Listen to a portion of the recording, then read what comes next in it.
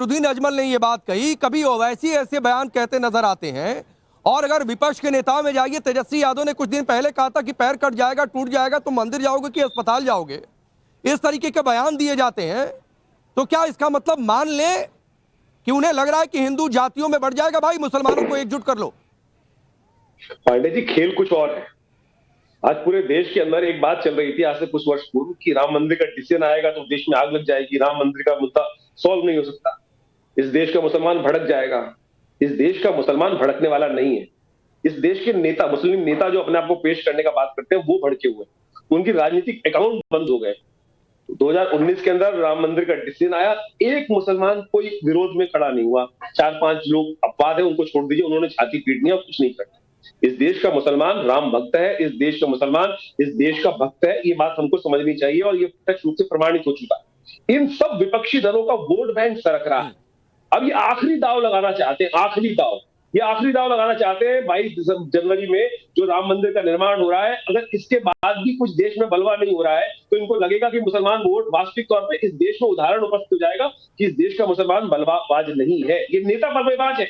आज ये प्रत्यक्ष रूप से इस देश में आग लगाने की जो बात की जा रही है, इन नेताओं, चाहे वो ओवैसी हो, चाहे वो दानिश कुरैशी जैसे लोग यहाँ चैनल पे बैठे हुए, इनका एक ही काम है कि मतलब हिंदुओं को गाली दो, हिंदुओं को भड़काओ, हिंदुओं के प्रतीकों के ऊपर बदतमीजी वाले शब्दों का उपयोग करो। ये लगातार उपयोग करते आए हैं, अंदर की हवा भी खा के आए हैं। किस प्रकार का गंदा शब्द यहाँ बैठे हुए दानिश कुरैशी ने, मुझे आज भी आग लग जाती है ऐसे व्यक्ति को मैं साथ में डिबेट में मुझे बैठने को मिलता है कि जो हिंदुओं के शिवलिंग पर कितने गंदे शब्द, भद्दे शब्द का उपयोग करते हुए शर्म नहीं आती इस व्यक्ति को, शर्म नहीं आती ऐसे व्यक्ति को यहाँ बैठे हुए। उसके बाद ये देश में आग लगाने की बात करते हैं, तथाकथित तौर पे ऐसी पार्टी का अभिव्यक्ति करते हैं कि तमाम लोग जो भी लगातार आ रहे हैं, इनको वास्तविक तौर पर दिखाई नहीं रहा। पाकिस्तान जैसे क्षेत्र के अंदर, पाकिस्तान में जाके लोग आज हर्षोल्लास मचा रहे हैं, आज अच्छा कह रहे हैं कि राम मंदिर बन रहा है, लेकिन यहाँ बैठे हुए जिनको खाने को मिल रहा है, इस देश में सब प्रकार सम्मान हो रहा है, उसके बाद इस देश में राजनीति, गंदी राजनीति करने के लिए यहाँ उपस्थित है ये लोग, इनकी तो संपूर्ण बाइकआउट नहीं कर सकते। मैं कह रहा हूँ कुछ दिन में मुसलमान जो है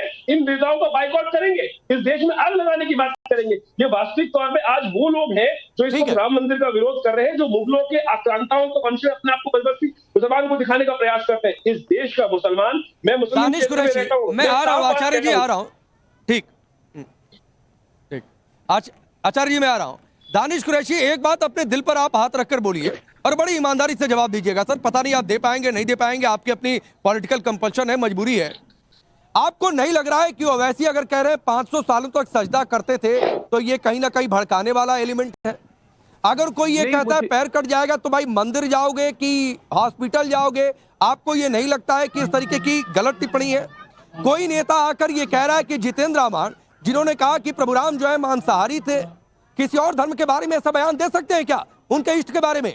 तो बड़ी ईमानदारी से जवाब दीजिएगा कि जब 22 तारीख बेहद करीब है तो ऐसे में इन बयानों की जरूरत क्या है और ये क्यों न माना जाए कि भड़काने के लिए, क्योंकि इसके बाद चुनाव है? देखिए, सबसे पहली बात तो ये है कि जो धर्मगुरु बन के बैठे हैं यहाँ पे, जो अपने आप को कहते हैं, उनको अगर परेशानी है तो या तो मुझे मत बुलाया करिए या उनको मत बुलाया करिए, ठीक है? ये तो आगे एक बात। दूसरे नंबर, सबसे पहले जवाब देने वाले बनो। क्या आपको, अरे पॉलिटिकल एनालिस्ट, देखिए जवाब मिलेगा, अरे माकूल जवाब मिलेगा, थाने में ले जाकर माकूल जवाब मिलेगा, जवाब दिया ना आपको, माकूल जवाब मिलेगा, आपने जो माकूल जवाब मिलेगा, गंदगी निकाली उसका जवाब आपको सरकार ने दिया। आप तो समूचा विपक्ष को जेल में बंद कर दीजिए, उनके लिए कर दीजिए। देश में कानून बन गया है, कानून है, अब आपकी सरकार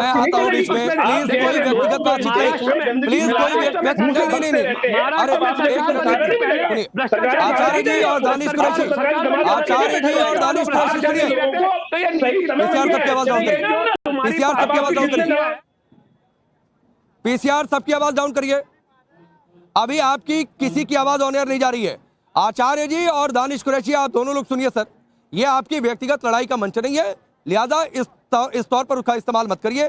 दानिश कुरैशी, अब आपकी आवाज ऑन एयर जा रही है, अपनी बात पूरी करिए, फिर सूर्या मैथिल आपके पास आ रहा हूं।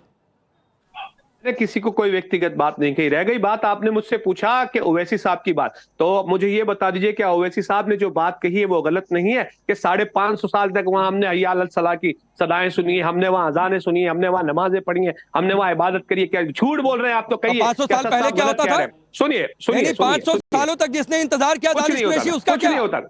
कुछ नहीं 500 होता था साल वहां पे, पहले जो अगर था उसका कुछ क्या? नहीं होता था वहां पे कुछ। आज सुप्रीम कोर्ट में अच्छा। अदालत ने कह दिया कि नीचे कुछ हाँ। नहीं था, जो स्ट्रक्चर था वो कोई मंदिर का नहीं था। नीचे समझ नॉन लीजिए, इस्लामिक साहब स्ट्रक्चर था। सुनिए। बार बार मैं फैसले पर डिबेट नहीं करूंगा। अरे बार बार मैं फैसले पर डिबेट नहीं करूंगा, देश उसके आगे निकल चुका है। सुनिए नहीं तो आप कहिए ना, तो फिर मत कहिए कि आप सुप्रीम कोर्ट को मानते हैं, मत कहिए कि आप संविधान को मान रहे हैं, मत कहिए कि आप कॉन्स्टिट्यूशनल लाइन पर चल रहे हैं। 1949 में गैर कानूनी तरीके से आधी रात को मंदिर में मंदिर के नाम से मूर्तियां रखी गई, वो 6 दिसंबर को ढाया गया। अब वो गैर कानूनी सूर्या तरीका प्रकाश, था। मुझे सूर्या मैथिल को लाइए स्क्रीन कन्विक्शन आया पर, उसमें। सूर्या मैथिल को लाइए स्क्रीन पर, ठीक है। अरे ठीक है दानिश रुक जाइए, दानिश कुरैशी रुक जाइए, आपकी कॉन्स्टिट्यूशनल लाइन दिख गई मुझे। सूर्या मैथिल यही इनकी कॉन्स्टिट्यूशनल लाइन है। अब आ गए कि फैसला ठीक नहीं है, अब आ गए कि भाई 500 साल तक अजान सुनी, नमाज सुनी, लेकिन 500 साल पहले क्या हो रहा था उसकी कोई चर्चा नहीं करेंगे।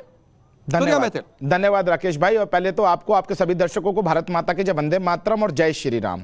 और 4 लाइनें मुझे याद आ रही हैं इस पैनल के लिए भी और बदरुद्दीन अजमल के लिए भी कि तेरी जुबान है झूठी जमहूरियत की तरह, तू एक जलील सी गाली से बेहतरीन नहीं। ये दुष्यंत कुमार ने लिखी थी अपनी लाइनें, और उस समय जब उन्होंने लिखा था तो उनको ये नहीं पता था कि आज की जो विपक्षी घमंडियां जो है ना, इनके ऊपर ये परफेक्ट बैठेंगी। मैं किसी वाद विवाद में नहीं जाना चाहता, मैं यहां तथ्यों के साथ बात करूंगा, सिर्फ मुझे 60 सेकंड दीजिएगा। देखिए, अभी जब बदरुद्दीन अजमल ने कहा कि 20 से 25 तारीख तक मत निकलिएगा, यहां पैनल में बैठे हुए हाजी सरवर जो कि अपने आप को लिबरल मुस्लिम बताते हैं, वो भी कह रहे थे कि निकलना नहीं चाहिए। मैं पूछना चाहता हूं, इस देश में कुंभ भी होते हैं, अर्ध कुंभ भी होते हैं, रामनवमी भी होती है, उसके बाद दुर्गाष्टमी भी होती है, साथ ही साथ कांवड़ भी होती है। और मैं एक आंकड़ा आपको दे दूं कि अभी अभी जब कांवड़ उठी थी तो 1.25 करोड़ से ज्यादा कांवड़िया रोड पे थे। तो क्या उस समय में मुसलमान अपने घर में बैठ गया था? नहीं, वो मुसलमान उन कांवड़ियों की सेवा भी कर रहा था, वहां बैठकर दुकानें लगा रखी थी। कुंभ में भी गया था, वहां भी दुकानें लगाई थी। कोई मेरा मुस्लिम भाई गाड़ी चला के अपना रोजगार कमा रहा है, कोई बस चला के रोजगार कमा रहा है, कोई कुछ बेच के रोजगार कमा रहा है। लेकिन जो डर है ना, वो मुसलमान मेरे भाई को डर नहीं है जिसके दिल में तिरंगा है, जो वीर अब्दुल हमीद की औलाद है, जो अशफाकुल्लाह खान की औलाद है, जो मेजर हनीफुद्दीन की औलाद है। डर किनको है? जो कसाब की औलादे हैं, जिनके लिए बुरहान वानी जो है वो भटका हुआ नौजवान है, जिनकी जमीन आज कांप रही है राष्ट्रवाद के नाद से, भगवान श्री राम के जय जयकार से। और जो उठहास और जो उल्हाना दे रहे थे ना अभी ये जो AIM के प्रवक्ता हैं कि भैया फूल फेंकने वालों को आपको वही मिलेंगे। हाँ, हमें वही चाहिए जो भारत माता की जय बोले, वंदे मातरम बोले और इस देश की मिट्टी को सजदा करे।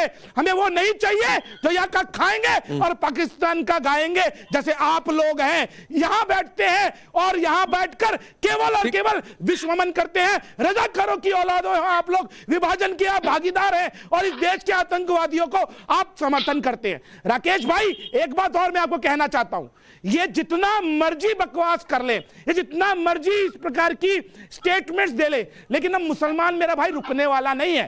जैसा कि मेरे शलम मणि भाई साहब ने बताया, मुद्रा योजना के अंदर 30% से ज्यादा लाभार्थी मुसलमान। हम यदि मैं आ रहा हूं। योजना की